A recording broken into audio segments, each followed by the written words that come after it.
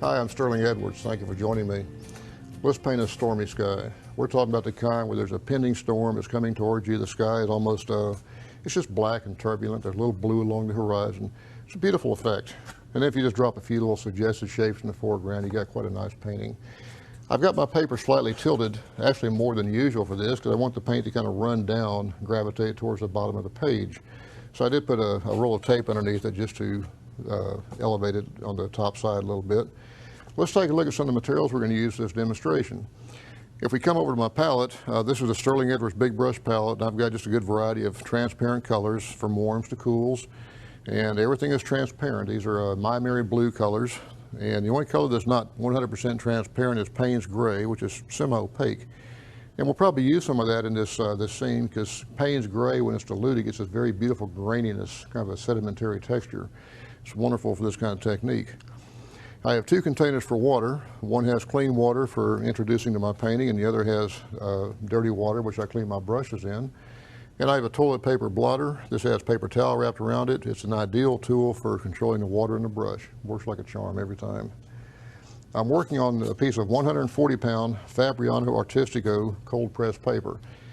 This Fabriano is my paper of choice. I use it almost all the time. It's a wonderful paper, very absorbent, and colors lift very easily. It's just got some wonderful qualities to it. I think you'll enjoy it. The brushes I'm using are just a variety of flats and rounds. These are all brushes I designed. These are the Sterling Edwards Signature Series brushes. They're all nylon, and nothing natural hair with these. And I'm also using just a variety of medium, small, and large Sterling Edwards blending and glazing brushes. Now these have very, very stiff bristles. They have a very stiff bite to them. They're wonderful for blending and applying color, and also softening edges because of the stiff bristle quality. So having said all that, let's take a look at this piece of paper and see where it's all going. I want to have a nice big stormy skies. Let's put a low horizon here, because the skies can be pretty much what this painting is all about. We'll suggest a few little things along the horizon. So this is all going to be sky, and this is all going to be ground. Now what I want to do on this piece, to start this piece, I want to wet everything right down to the ground. I'm going to keep the ground pretty dry at this point, but everything else gets a nice saturated wash of water. And we're going to come back, we're going to start laying in dark colors and lay it all kind of run down. But first we're going to put just a little tiny bit of blue right along the horizon, which you typically see in a stormy day. It's very dark up here, but you always see a little blue, or not always, but most of the time you see a little blue along the horizon. So let's do that. Let's wet the paper first, down to the horizon line. And I'm using a stiff bristle brush. This is the medium, the 1.5 inch.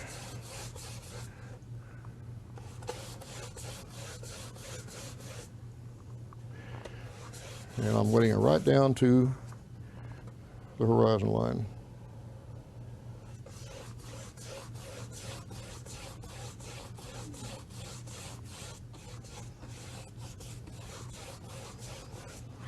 Now let's take that same brush and put a little bit of cyan blue, which is a very clean, transparent blue. Let's just put it right along the bottom here. And that's going to kind of suggest that little area of blue sky at the bottom of the stormy clouds. Now that's only going to run so far. It's going to stop and hit that dry paper. So we're in good shape on that. Let's kind of work that up a little bit into the sky. Now we're going to start really laying in some wet color. Now I've got the paper tilted because I want the colors to run. I'm using a 2-inch flat brush. Let's start with a little bit of Payne's gray. And I'm making very wet, watery mixes of Payne's gray. I've also got some permanent violet bluish over here. Another very clean, transparent color. The Payne's gray is actually a semi-opaque. When you use it very diluted like I'm doing, it turns into a transparent. Let's get some cyan blue. And let's also get a little bit of brown. This is still to grain brown. That's going to really gray up that violet and that blue and give me a nice stormy quality to that sky.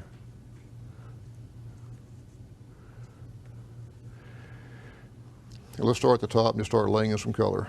Now, these are clouds. I want these clouds to have some movement, and they're hitting that wet paper and they're getting those nice soft edges. And you see the brown kind of interacting with everything. As it comes further down the page, we're going to start adding more water to it.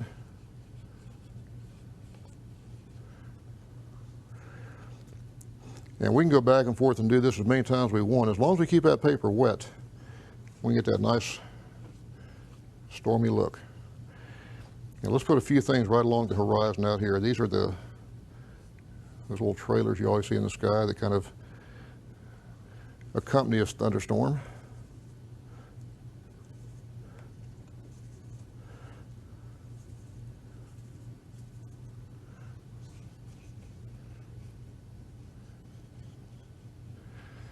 So when I'm doing this, I'm really thinking what these clouds look like. Don't just go in there and randomly start making marks. Just really think to yourself, what is this going to look like? These are stormy clouds. We might even decide to put a little bit of rain falling off in the distance. Let's do it, just for effect. Let's get most of the water out of that brush and right in here.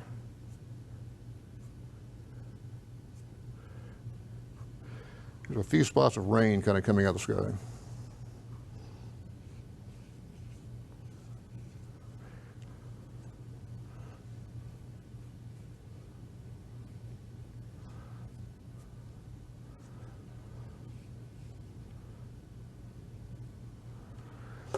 Now, as an added measure of safety, I'm going to come in here and get this excess water off the edge of this paper.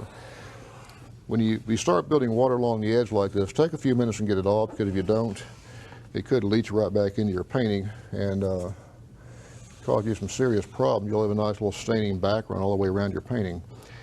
That's as much as we're going to do on the sky for right now. Now let's do something down here on the ground to give the ground just a little bit of character. We can't just leave it as a white piece of paper.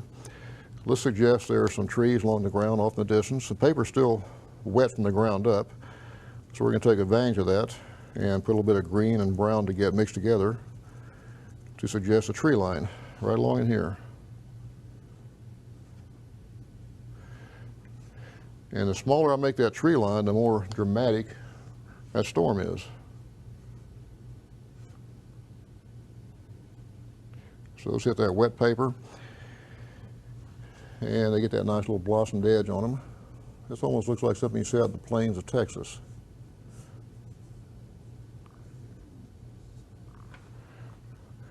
Now let's put a little bit of Payne's gray in that. I'm coming down to the very bottom of the tree, adding a little bit of darker color, darker values.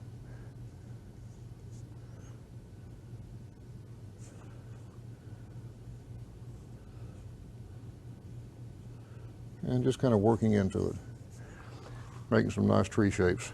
Look how stormy that is. You can almost see the wind blowing across the prairie out there. Now we need something in the foreground, so let's take that same brown color and come in here and darken the foreground a little bit. Just put some color in it. This is just going to be grass. As we get towards the horizon line, we're going to get lighter and lighter with it. Right up in here.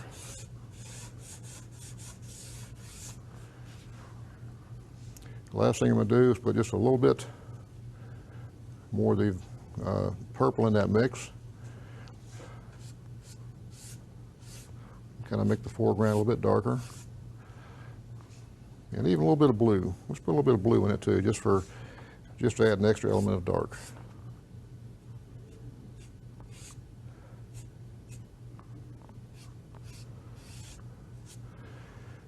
There you have it. It's that easy. It's a very stormy sky. Watercolors are magnificent for this kind of technique. Now, I'm an oil painter, and I can tell you right now, it would take me a day to paint that with oils. I'd be going back and forth and blending and softening. Watercolor does it by itself. And when this dries, you'll see these very soft, moving clouds, lots of color varieties, these little distant clouds and distant rain coming down. It's just a beautiful effect, and it's a great way to add drama to a scene. You might have a scene that needs a little punch, needs something extra. Throw a big stormy sky in it. People love them. I hope you enjoyed this demonstration. I look forward to seeing you at a workshop someday. My name is Sterling Edwards. Look at my website, sterlingedwards.com, when you have a chance, and check out the calendar page. You might see a workshop in your area somewhere. Thank you. Hope you enjoyed this.